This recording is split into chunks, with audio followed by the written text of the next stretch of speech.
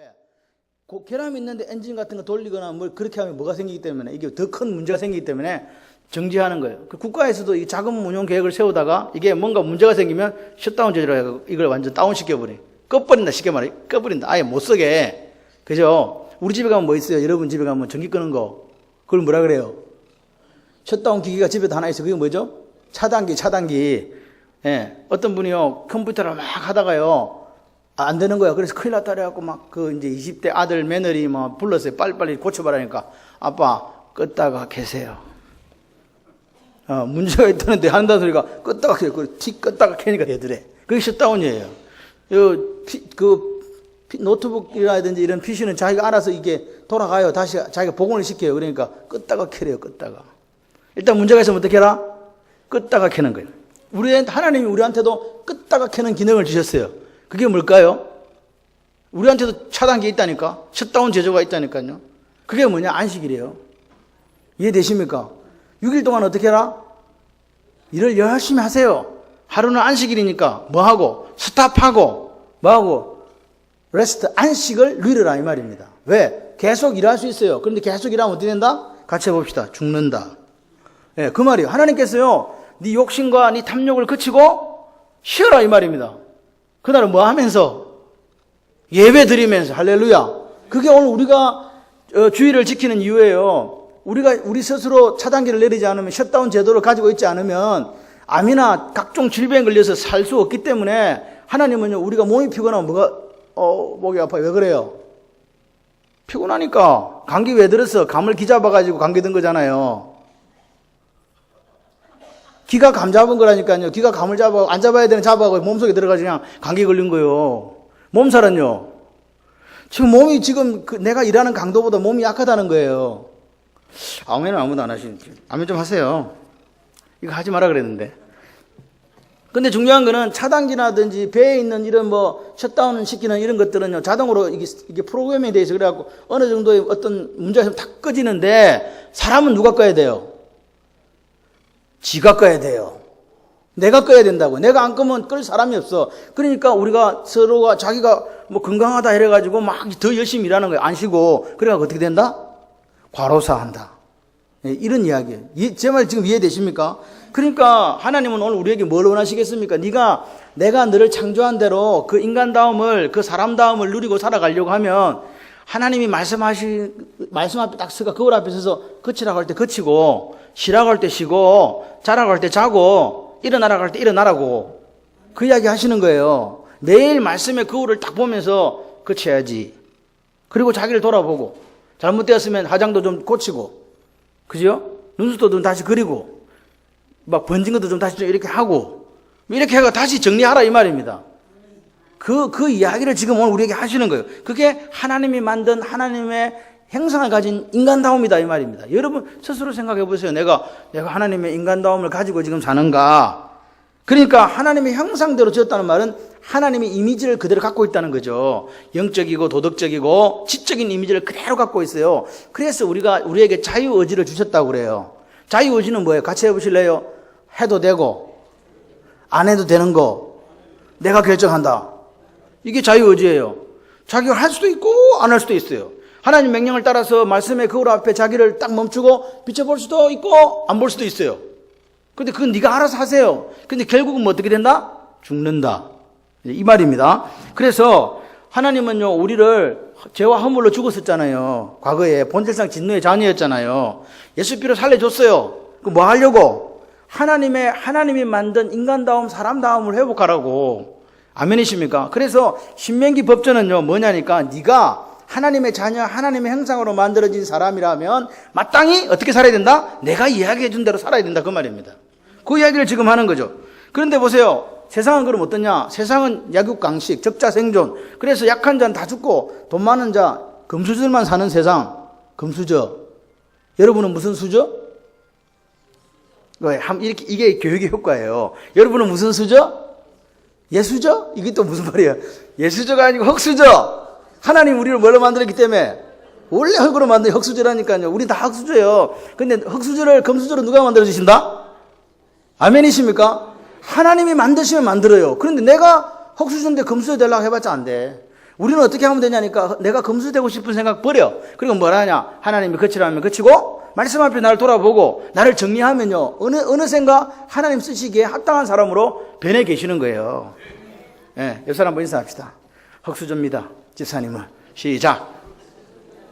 예, 멋진 흑수저요. 인사하세요. 2층에도. 흑수저라니까 또 막 흑수 싫다. 막 나는 금수저. 흑수저라니까 원래 아파르에서 만들어요. 우리는 티끌로 만들어진 사람이에요. 흑도 아니에요. 원어는 아파르에 티끌. 우리는 그러니까 뭐보다 못한 사람? 티끌보다 못한 사람이에요. 근데 뭘 자랑할 게 있냐고. 티끌보다 못한 게 뭘 자랑하냐고. 자랑할 게 없어요. 자, 보세요. 세상 사람들은요, 다른 사람이 굽든지 죽든지 별 상관없어요. 그렇게 살아요. 이해도 안 해요. 안 해도 돼. 이해할 필요도 없다고 생각하는 사람들이 많아요. 우리만 잘 살면 된다, 우리만. 여러분, 그러면서 이야기하는 거죠. 우리 스스로를 결정져요. 너는 못나서 그래. 너는 원래 흑수저이기 때문에 안 되는 거야. 너는 능력이 없어서 안 되는 거야. 노력해봐도 소용없어. 이렇게 이야기를 해요. 근데 하나님은 그렇게 말씀하시지 않는다, 이 말입니다. 제사장 나라의 백성, 거룩한 성민은요, 어떻게 살아야 된다고요? 다른 사람을 이해하고, 다른 사람을 배려하고, 다른 사람을 섬기고, 다른 사람에게 나누어 주고, 다른 사람 눈물 닦아주고, 그게 하나님이 우리를 하나님 형상대로 만든 인간다움이에요. 지금 우리가 그렇게 하고 있지 못하다면 우리는요, 뭔가 지금 잘못하고 있는 거죠. 예수 잘 믿고 있다 하는데, 다른 사람이 눈물 나는데 모른 척 한다. 안 되는 거예요. 다른 사람이 아픈데 모른 척 한다. 안 되는 거죠. 왜? 하나님은 우리를 그렇게 만드신 게 아니거든요. 그래서 제사장 나라 사람들은요, 오늘 세상에 소망이 없다고 하고, 상심한 마음을 갖고 살아가는 사람을 어떻게 해요? 배려해주고 그 사람들을 섬기는 거예요. 그래서 오늘 보십시오. 부모를 공경하는 것이 인간관계의 시작이라면 그 다음이 이웃사랑의 실천이다. 이해되십니까? 그래서 오늘 이야기가 쭉 나오는 거예요. 저주받을지어다 아멘, 저주받을지어다 아멘, 아멘, 아멘 이렇게 12가지가 나오는 거예요. 이 말은 무슨 말이겠습니까? 네 저주받으란 말입니까? 그렇게 살지 말란 말입니까? 예, 그렇게 살지 말라는 이야기입니다. 자꾸 저주에 꽂혀갖고 저주받으라니까 아멘 이러고 있으면 안 되고 이렇게 살면 안 되는구나. 나는 이 반대로 살아야지. 그 이야기 지금 하는 거죠. 자, 그래서 오늘 17절부터 17, 18, 19절이 뭐냐니 같이 해보실래요? 탐욕. 예, 탐욕에 대한 부분입니다. 탐욕을 이 세 가지를 한 그릇 딱 끌고 오면요. 탐욕을 절제하지 못하면 저주받는다. 아멘 해라 하니까 백성들이 아멘 한 거예요. 그래서 17절에 보니까 뭐냐? 이웃에 뭘 옮긴다? 경계표를 옮긴다. 이 경계표, 경계석이란 말을 요즘은 없습니다. 있을 수가 없죠. 왜? 측량 제도가 있기 때문에. 그래서 측량을 해가지고 이건 박우건이 땅, 이거는 또 이게 장기숙이 땅, 이렇게 땅을 딱딱딱 정해놨단 말이에요. 등기도 있고 이해되세요? 근데 옛날에는 그런 거 있어요, 없어요? 없어. 눈대중으로 보는 거야. 그러니까 어떻게 했냐니까 저기서부터 여기까지 내 거, 그럼 거기다 돌을 딱 박아 놓는 거예요. 저기서부터 저기까지 네 거, 돌을 박아, 그래갖고 이거 개똥이 거, 이렇게 해 놓는 거예요. 그게 경계석이에요. 이해되십니까? 그런데 이 문제가 뭐냐? 문제가 뭐예요? 이 경계석은요, 어떻게 할 수 있다? 예? 뽑을 수 있다. 그래서 기분 좋으면 내가 뽑아가지고 내 땅을 좀 더 길게도 할 수 있고, 이렇게 할 수 있는 거예요. 이 무슨 말인지 이해되십니까? 그러니까 욕심을 내면, 탐욕을 내면 누구든지 손쉽게 이동할 수 있는 게 경계석이었어요. 근데 이렇게 경계석을 조금 옮기고 이렇게 하는 게 아무것도 아닌 게 아니고 뭐 받는다? 저주받아 죽는단 말입니다. 이런 행위를 그 당시에는 어떻게 하고 있냐니까 남의 소유나 재산을 탐내고 도둑질하는 것으로 하나님의 계명을 범하는 거다. 그렇게 하나님께서 말씀하시는 거예요. 사람들이 생각한 거죠. 내가 모르게 살짝 좀 옮길 수도 있지 뭐. 그렇게 생각할 수 있잖아요. 왜? 이게 조금 넓어지고 조금 좁아지고 이게 잘 안 보이거든. 뭐 이렇게 청량을 한 것도 아니고. 그런데 하나님은 그거 하라 하지 마라. 하지 마라. 신명기 19장 14절에도 경계표를 임의로 옮기는 것은 남의 정답을 강탈하는 범법행위다. 다시 말해서 경계표는 뭐냐? 같이 해보실래요? 하나님이 이 땅을 내게 주셨습니다.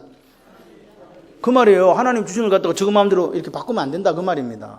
여러분, 성경에서는 왜 자꾸 반복한다고요? 중요하니까요. 야, 레위기에 나오던 것도 출애굽기에 있던 게 레위기에도 있고 레위기에 있던 게 신명기도 있고 자꾸 나온다. 야, 왜 자꾸 이걸 한 개만 써놓지? 우리를 이렇게 헷갈리게 해놨을까? 중요하니까. 네, 중요하다고 보셔야 돼요. 반복하는 건 무조건 중요한 거예요. 자, 그래서 누구든지 경계표를 하나님 주신 땅인데 옮기면 뭐 받는다? 저주의 대상이 됐다 이 말입니다. 그런데 중요한 게 탐욕이라는 부분을 경계표, 그 다음에 맹인, 고아 맹인에게 길을 잃게 하는 자 18절, 그 다음 19절 객이나 고아나 과부의 송사를 억울하게 하는 자를 함께 통으로 묶어놨다 이 말입니다. 경계표는 재산을 갖고 재산 싸움인 것 같은데 그 다음에 뭐요? 맹인, 고아와 과부, 송사가 나오는 거 이상하다. 이게 뭘까? 이제 그걸 한번 우리가 보겠습니다. 그러니까 경계표를 옮기는 일은 무슨 말이냐? 힘 있는 사람이요, 사람 시켜갖고 뽑아가 딴 데 옮기는 거잖아요. 그러니까 힘 있는 사람들이 힘 없는 사람을 갖다가 이게 우악스럽고 사나운 게 이 강포거든요. 그걸로 얘네가 뺏는 거예요, 그냥. 이해되시죠? 그게 경계표를 옮기는 거예요. 그런데 욥기서 24장 2절에 11절에 보면 사회적 약자가 나와요. 그러니까 사회적 강자가 힘이 있는 사람은 사회적 강자고 힘이 없는 사람을 여기 보니까 뭐라고? 객이나 고아나 과부나 맹인 뭐 이렇게 표시하고 있다 이 말입니다. 그러니까 이게 꼭 그걸 표시한다보다 사회적인 약자를 표시한다고 보시면 돼요. 사회적 약자가 뭐예요? 같이 해보실래요? 나보다 힘없는 사람. 나보다 힘없는 사람은 다 사회적 약자예요. 그러니까 사회적 약자도 이게 딱 틀이 정해진 게 아니에요. 나는 좀 더 중간급에 속했는데 내보다 좀 더 세면 그 사람한테 나는 뭐예요? 약자잖아요. 이렇게 보시면 된다. 그래서 욥이 엘리바스의 세 번째 말에 대해서 탄식하는 장면이 나오는데 24장 2절 11절을 보니까 어떤 사람은 땅의 경계표를 옮기고 양떼를 빼앗아 기르고 고아의 나귀를 몰아가고 과부의 소를 볼모로 잡고 가난한 자들을 길에서 몰아내나니 세상에서 다 학대받는 자가 스스로 숨는구나. 그들은 거친 강야에 들나귀 같아가지고 이제 이렇게 불쌍하게 산다. 그리고 뭐 고아의 어머니의 품삯을 뺏는다. 고아를 어머니의 품에서 뺏는다. 가난한 자의 옷을 볼모로 잡는, 그러니까 사회적 약자에 대해서 강자가, 힘 있는 자가 하는 그런 여러 가지 일들을 이야기하고 있는데 여기서도 역시나 경계표를 옮기는 것을 사회적 강자가 약자에게 하는 행동이라고, 범죄라고 이야기하는 거죠. 그러니까 이게 무슨 말이냐? 경계표를 옮기는 게 욥기에 와서는 어떻게 바뀌고 있냐니까 이게 사회적인 악행인 거예요. 그냥 경계표를 옮겨가지고 남의 땅을 약간 침범했다는 그런 뜻이 아니고 가난한 사람의 생계수단을 갖다 뺏는 거예요. 그래서 이 사람들이 집이 없고 뭐가 없어 다 이렇게 유리하고 방황하게끔 만들고 바위를 안고 자고 막 이런 일들을 만들어간다 이 말입니다.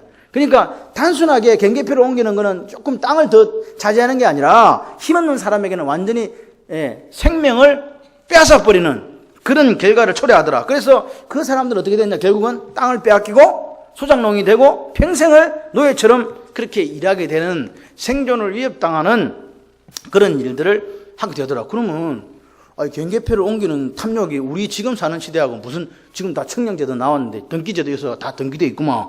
이 무슨 말이냐? 내가 가진 힘이 있잖아요. 여러분이 가진 힘이 있죠. 어려운 사람을 부당한 방법으로 착취하는 모든 탐욕을 가리키는 거라 이 말입니다. 내가 가진 힘으로 내보다 힘없는 사람을 부당하게 착취하는 그 탐욕, 모든 탐욕을 가리키는 게 경계표를 옮기는 거예요. 그럼 뭐냐? 부당하게 이윤을 남기는 것, 합리적이지 않은 임금을 지불하는 것. 그러니까 그런 모든 것들이 해당된다고요. 이해되십니까? 그러니까 힘을 가진 사람이 힘이 없는 사람의 경계표를 옮기는 그 자체가 뭐라고요? greedy, 탐욕이라고요. 탐욕. 이런 삶을 살아가는 사람 저주받는다. 아멘 해라. 그러니까 아멘 했다 이 말입니다. 그러니까 보세요. 그런데 보세요. 방금 17절에 이렇게 경계표를 옮기는 일은 항상 누구하고 이거 이야기가 짝을 이루고 있냐니까. 이게 사회적으로 항상 어려운 사람들하고 짝을 이루고 있는데 왜? 아까 보니까 경계표도 힘 있는 사람이 사회적 약자에게 하는 거니까 고아와 과부와 객이나 맹인도 다 사회적인 뭐다? 약자잖아요. 그래서 나오는 거예요. 보세요. 그래서 18, 19절에 맹인에게 길을 잃게 하는 자 뭐 받는다? 저주받는다. 자, 맹인 이야기, 객과 고아와 과부의 송사가 뭐예요? 재판이잖아요. 재판을 굽게 한다, 억울하게 한다, 이렇게 저주받는다 그랬잖아요. 보십시오. 경계표를 옮기는 일이 무슨 일이라고요? 탐욕에 관한 일이었잖아요. 내가 욕심을 가지고 하는 거거든요. 맹인과 객과 고아와 과부에게는요, 뭐 이거 왜 써놨겠어요? 같이 해보실래요? 베푸십시오. 아멘이십니까? 베푸는 거예요. 그러니까 앞에 거는 탐욕 부리지 마시오고, 그 다음 두 번째 맹인과 고아와 과부와 객에 대해서 나오는 거는 당신이 힘이 있습니까? 돈이 좀 더 있습니까? 가졌습니까? 베푸십시오. 그 말입니다. 그게 하나님의 사람다움입니다. 하나님이 당신을 그렇게 만든 이유입니다. 그 이야기입니다. 보세요. 근데 18절 말씀이 약간 이게 우리가 생각을 좀 해봐야 돼요. 18절 한번 읽어보실래요? 시작. 뭘 읽게 하는 자? 길을 읽게 하는 자. 맹인에게 길을 읽게 하는 게 이제 이거는 진짜 눈이 안 보여가지고 길을 잘못 가르쳐 줘서 이렇게 길을 잘못 가게 하는 그것도 있을 수 있지요. 그렇지만 또 한 가지가 뭐냐? 악의적으로 친구에게 잘못 그릇 가르쳐 줘서 하나님의 계명에 벗어나 유혹을 쫓아 살게끔 만드는 것도 맹인을 뭐 하는 거라고요? 길을 잃게 하는 거다. 보십시오. 그래서 오늘 그런데 신약에서 예수님이 뭐라고 말씀하시니까 마태복음 15장 14절에 그냥 두라. 그들은 맹인이 되어 맹인을 인도하는 자로다. 만일 맹인이 맹인을 인도하면 둘이 다 구덩이에 빠지리라 하시니, 그러니까 이게 뭐예요? 이 말은 영적인 맹인에게 잘못된 길을 인도해서 소자 하나를 실족해 하는 행위에 대해서 예수님이 말씀하신 거라 이 말입니다. 그러면 이게 신명기 방금 18절하고 이게 지금 무슨 관계가 있냐 이 말입니다. 에? 바리새인들이 말씀을 뭐 하는 거? 잘못 전하는 거. 다시 말하면 이 시대에 설교자가 말씀을 잘못 전하게 하면 맹인에게 뭐 하는 거라고요? 길을 잃게 하는 거라고요. 여러분이 가르치는 자의 자리에 있다면 여러분이 예를 들어서 교회 장로님으로서 권사님으로서 집사님으로서 안수 집사님으로서 다른 사람에게 말씀을 이야기하잖아요. 한 번도 이야기 안 하세요. 짜장면 이야기만 하시는 건 아니죠. 뭔 이야기를 하겠지. 하실 때 뭐 하라고요? 잘 가르쳐 주라 이 말입니다. 말씀을 잘못 전하면 된다 안 된다? 안 된다 그 말입니다. 여러분 보세요. 맹인의 길을 잃게 하는 사람 뭐 받는다? 저주받는다. 그러니까 이 땅에 우리는 어떤 사람들이냐? 이 땅에서 눈이 먼 사람들, 그 사람들을 말씀 앞에 올바르게 인도하는 일을 우리가 하는데 이걸 뭐라 그래요? 전도. 그러니까 이걸 잘해야 된다 이 말입니다. 예수 믿으면 부자 됩니다. 예수 믿으면 성공합니다. 예수 믿으면 병이 낫습니다. 이렇게 해서 교회 데리고 오면 안 된다 이 말입니다. 교회 와도 병 생길 수 있고. 그러니까 오늘 여러분 우리가 말씀을 잘못 알면요. 그러니까 복의 개념을 잘못 알기 때문에 그런 게 복인 줄 알아요. 네, 그래서 보십시오. 이웃 사랑이 뭡니까? 이웃 사랑이 뭐냐고요? 이웃을 사랑한다. 옆집에 있는 통로에 옆집에 누가 사는지 몰라. 이러면 큰일 난다 이 말입니다. 성경에 나와 있어요. 602호에 누가 사는지 알아봐라. 601호에 누가 사는지 알아봐라 이 말이에요. 그 뜻이 아니고요. 내가 이웃사랑이 뭐냐? 내가 가진 힘을 가지고 어려운 사람을 더 어렵게 하지 마라. 이게 이웃사랑이에요. 아멘이십니까? 그러니까 오늘 우리는 이웃사랑이라는 것은 저 사람, 이웃사람을 도와주고 세워주고, 아멘이십니까? 그게 이웃사랑이에요.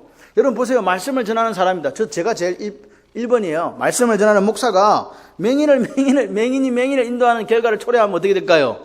큰일 중에 큰일입니다. 그래서 두려워요. 그래서 저는요, 어떻게 하냐? 두렵고 떨림으로 말씀을 준비하는 거예요. 혹시 여기 내 생각이 들어가면 어떻게 하나? 안 들어가야 되는데. 그래서 사실 안고 없는 찐빵 이런 말 하기도 좀 힘들어요, 저는 솔직히. 예, 그런 말 하기 좀 힘든데, 그거야 우리가 이렇게 좀 이해를 돕기 위해서 하는 거니까. 자, 보세요. 19절 보세요, 19절.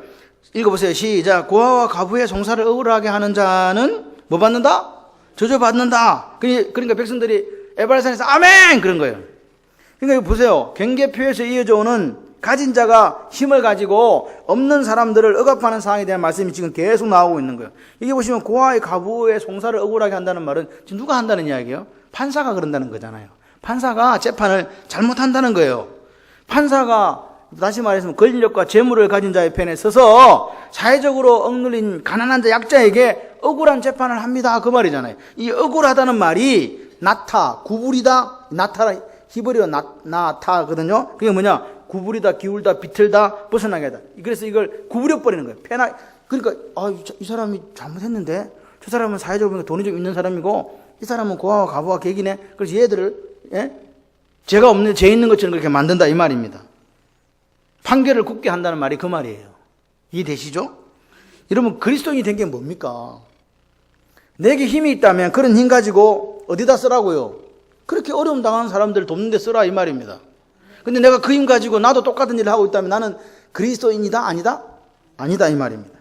그러니까요 우리에게 하나님께서 힘을 주실 수도 있어요. 그리스도인은요, 부자 살 수도 있고요, 권력의 중심에 있을 수도 있고요, 그 다음에 명예를 가질 수도 있어요. 없는 게 아니에요.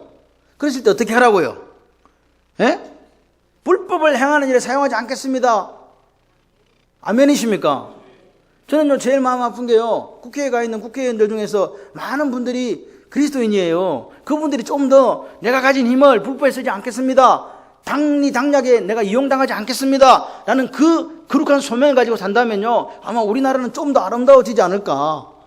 그렇게 생각해요. 그죠? 조창기도회 하면 뭐합니까? 돌아가서는 똑같이 그 일을 하고 있다면 오늘 이건 분명히 뭔가 문제가 있다는 거죠. 그러면 그 사람은 하나님이 자기의 주인 된 게 아니잖아요. 자기가 주인 되어 사는 거예요. 여러분, 예수를 믿으면서도 예수를 믿으면 목적이 바뀌는 거거든요. 인생의 목적이 바뀌셔야 돼요. 옛날에는 내가 성진에서 대장이 되고 싶었는데 지금은요, 왜 사는가에 대한 이유가 바뀌는 거라니까요. 다시 같이 해보실래요? 하나님의 영광을 위하여.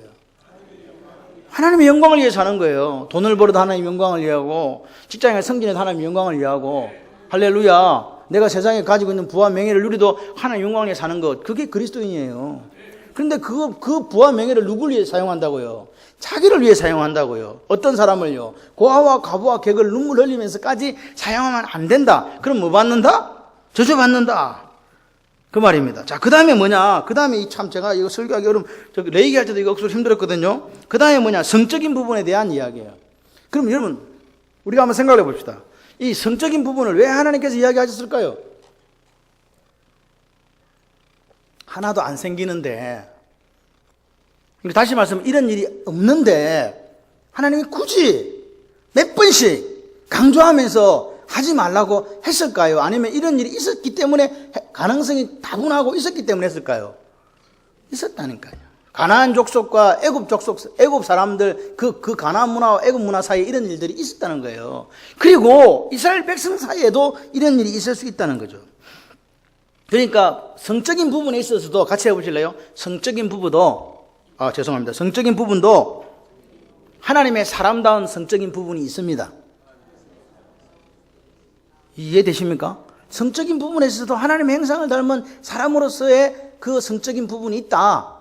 하나님 옳다 하는 부분이 있다 이 말입니다. 아니라 하는 부분은 뭐 하라고요? 하지 마라 이 말입니다. 여기 대표적인 케이스가 근친상간입니다. 읽어보시면. 그러니까 근친상간은 하나님의 형상으로서 인간을 뭐 하는 행위다? 인간의 형상을 파괴하는 거다 이 말입니다. 그러니까 하라 하지 마라. 죽여라 이 말입니다. 죽여라. 하지 마라 이게. 20절에 보세요. 그의 아버지 아내와 동침하는 자, 그의 아버지 하체를 드러냈으니 저주를 받을 것. 이거 창세기 누가 그랬습니까?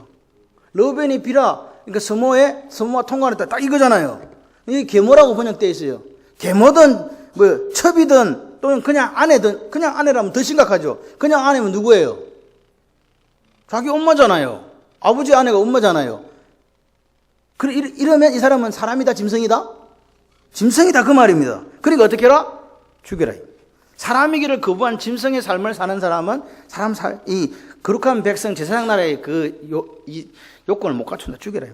다시 밑에 보면요, 짐승과 교합하는 수간, 그리고 자매란 것은 아버지의 딸, 어머니의 딸이면 내 형제 자매잖아요. 그러니까 그런 거 근친상간이잖아요. 뭐 받아 마땅하다? 저주받는다. 장모와 동침. 우리는 이게 입에도 올리기 힘든 일들이지만 그런 거 나와요. 그러니까 이게 어디서 나온 거라고요? 레위기 18장의 성제학 1이에요. 레위기 20장에는 성제학 2예요. 레위기 20장에는 반드시 죽여라 하는 게 성제학 2 나오는 거잖아요. 그것들을 지금 어디에다 끌고 와가지고 신명기에 끌고 와서 모세가 죽기 전에 다시 설명하는 거예요. 이거 하지 마라. 아멘이십니까? 이거 안 하는 게 하나님의 백성다움, 하나님이 당신의 행상으로 만든 인간다움, 사람다움이다. 그 이야기 하시는 거예요. 그래서 레위기 20장을 잠시 제가 반드시 죽여야 된다. 세상 가나안이나 애굽의 성풍속을 따라가면 안 된다. 그게 하나님이 하시는 말씀이에요. 그러니까 하나님이 이 말씀을 하실 때 우리 속에, 우리가 마귀 나라에서 천국 백성으로 이게 소속이 옮겼죠. 국적이 바뀌었잖아요. 바뀌었어도 우리 속에는 뭐가 계속 흐르고 있다고요. 옛날 마귀 나라에 살던 그 성에 관한 것들이 계속 이 피 속에 흐르고 있는 거예요. 그래도 되나? 그런데 딱 법전을 받고 난 뒤에, 호렙산에서 딱 법전을 받고 난 뒤에는 이제 그거 이제 안 된다. 왜? 내가 거룩하니 너희들도 그렇게 해야 된다. 아멘이십니까?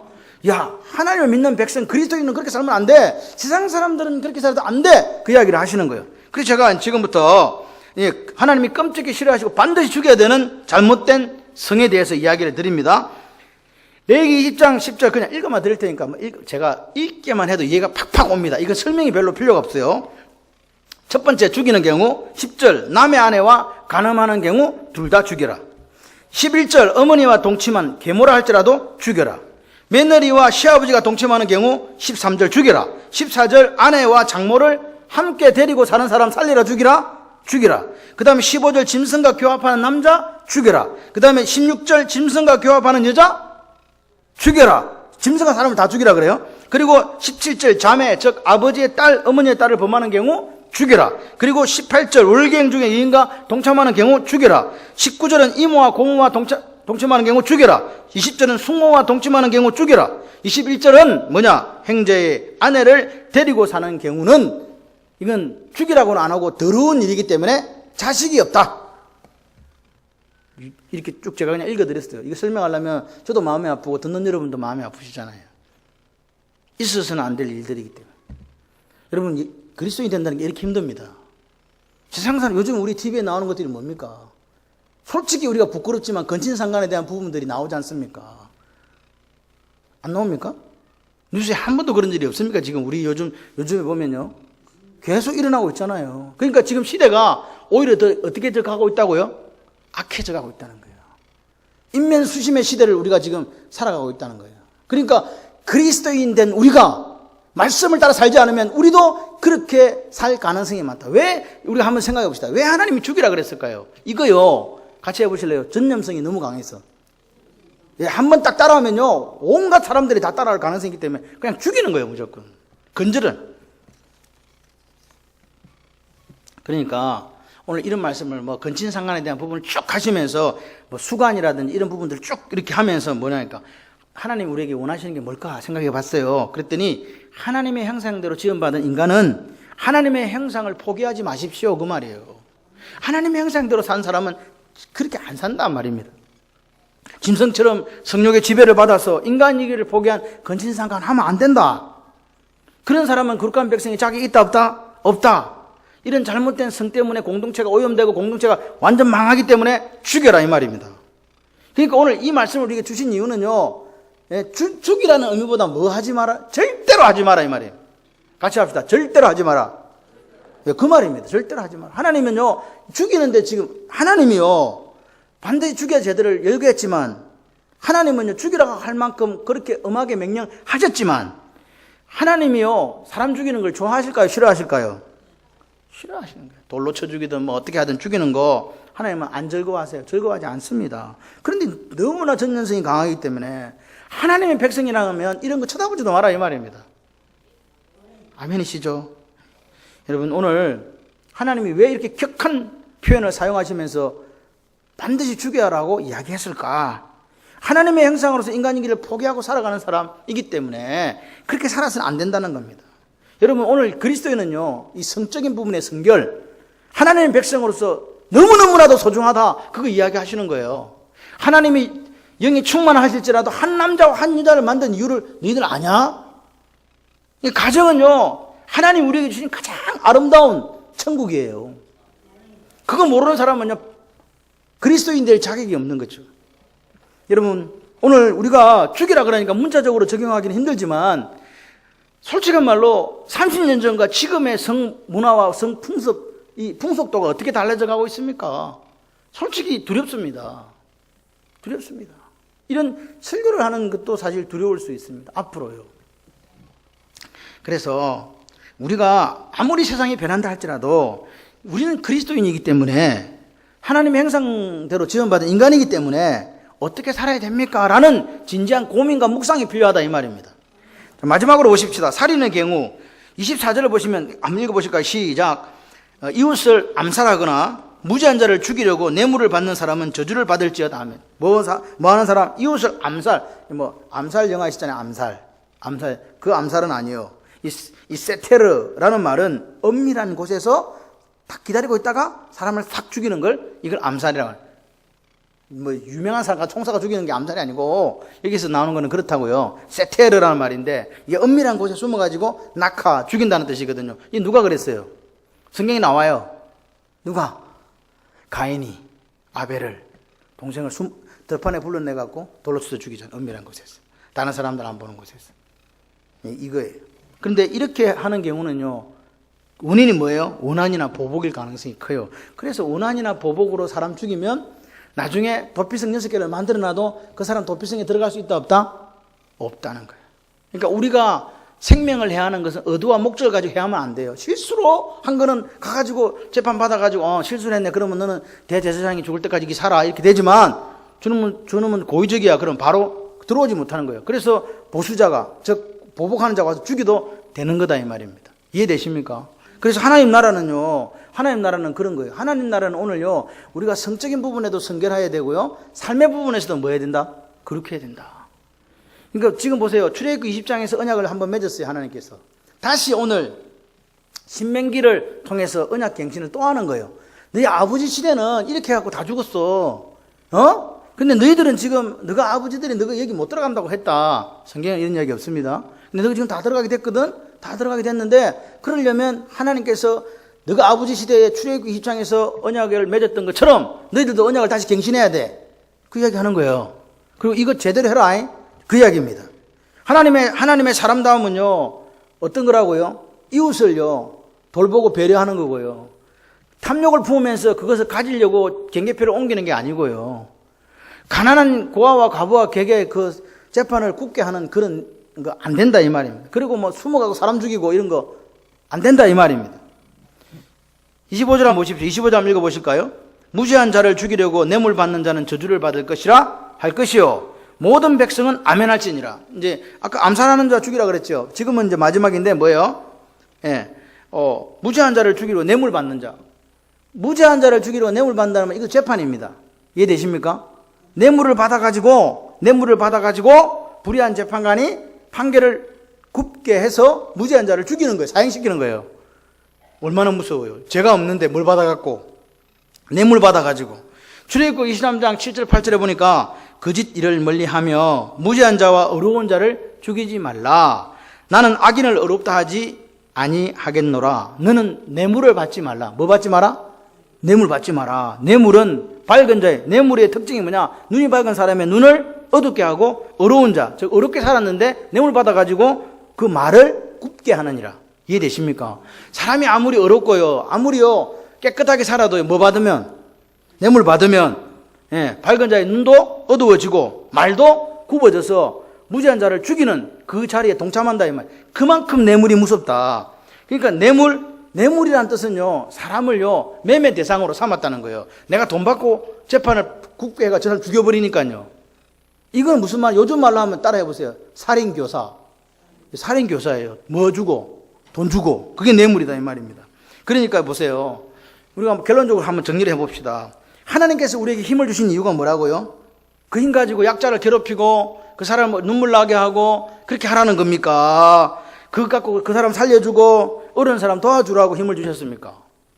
뭐 안 물어봐도 뭐 당근이지 뭐. 어려운 사람 도와주고 어려운 사람에게 눈물 닦아주고 그 사람을 살게 해주라고 하나님께서 우리에게 힘을 주셨다 이 말입니다. 그런데 여기 불의한 사람들은요 이 힘을 가지고 있는 탐욕이 딱 들어오니까 사람의 생명도 매매 대상이 되고요 뇌물의 대상이 되더라 이 말입니다. 그렇게 살지 말라. 그렇게 살지 않는 것이 하나님의 형상대로 지음받은 하나님이 원하시는 인간다움이고 사람다움이다. 여러분 그러니까 사람다움의 오늘 이 문맥에서 건친상간하지 마라 이 문맥에서 핵심을 이루는 단어가 뭐냐? 탐욕이에요. 탐욕. 그러니까 경계표에 이르기부터 성적인 탐욕까지. 그 탐욕이라는 말은요 성적인 탐욕이라는 말은요 인간을 파괴하는 주범인데 보세요. 다시 말해서 하나님이 원하는 선이 있다 이 말입니다. 하나님의 사람으로 하나님 거룩한 백성으로 제사장 나라로 살아갈 때 너희들이 살아가는 것은 성적인 부분에서도 선이 있고 그죠? 욕심을 부리는 것에도 선이 있고 선이 있다 이 말입니다. 하나님이 의도하신 사람다움, 인간다움 그 선을 지키는 게 뭘까? 다시 처음으로 돌아가 보면 같이 해보실래요? 안식, 거침, 탐욕은요, 우리가 안식을 잘 하면요, 내가 다시 말씀 앞에 돌아와가지고, 한 주에 한 번씩, 말씀 앞에 돌아와가지고, 말씀을 비춰보고, 내 삶을 정리하면요, 탐욕에 사로잡혔다가도 다시 말씀으로 돌아가요. 이해됩니까? 그렇습니다. 그러니까, 오늘요, 우리 속에 뭐가 있으면 이게 그쳐지냐, 제가 가만히 생각해 봤어요. 같이 해보실래요? 감사가 있으면. 여러분이 지금 가지고 있는 게, 내가, 족한 날 알아요. 이걸 지족이라 그러잖아요. 그리고 이게 족해요. 이게 자족이에요. 내가 가지고 있는 게 족하다는 걸 알아요. 내 아내가 세상에서 최고예요.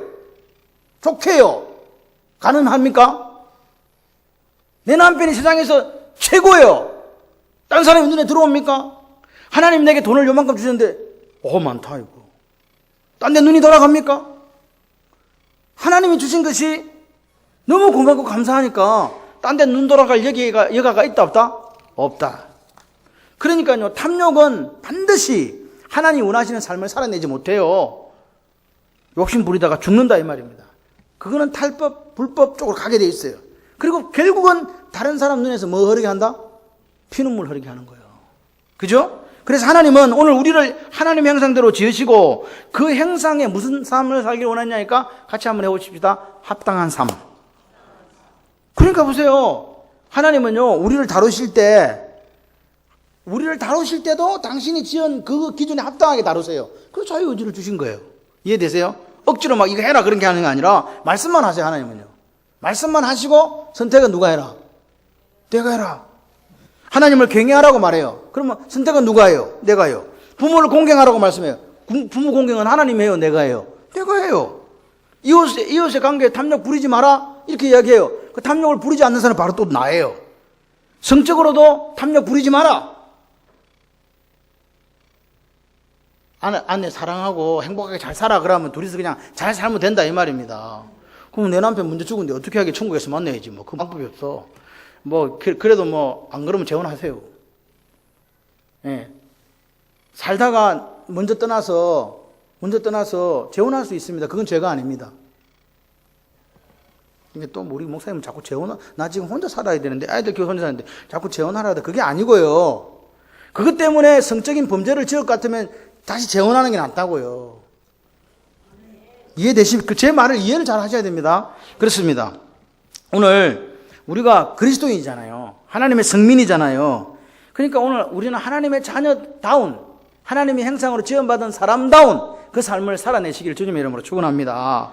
여러분, 오늘요, 하나님 우리에게 한목대사라는 직책 주셨죠? 그죠? 그래서 소극적으로는 내 탐욕을 내려놓는 거예요. 가진 힘을 사용하지 않고, 물질에 대한 욕심, 성적인 욕망, 원한을 포함한 모든 탐욕들을 하나님의 형상으로 하나님의 성민으로서 오늘 내려놓고 하나님의 사람처럼 살기를 소원합니다. 그래서 이런 거 하지 마라 하면서 너 그렇게 하면 저주받는다 하니까 사람들이 아멘 이렇게 한 거라 이 말입니다. 그래서 맨 밑에 이 율법의 말씀을 실행하지 않은 자는 저주받는다. 아멘. 그래서요, 저는 이렇게 이제 마지막 마무리하겠습니다. 길지 않은 인생입니다. 그죠? 길지 않은 인생입니다. 깁니까? 아까 기도할 때 1년이 어떻게 시작 갔는지 모르게 갔다고 이야기했잖아요. 그래요. 아침 안개와 같은 인생이에요.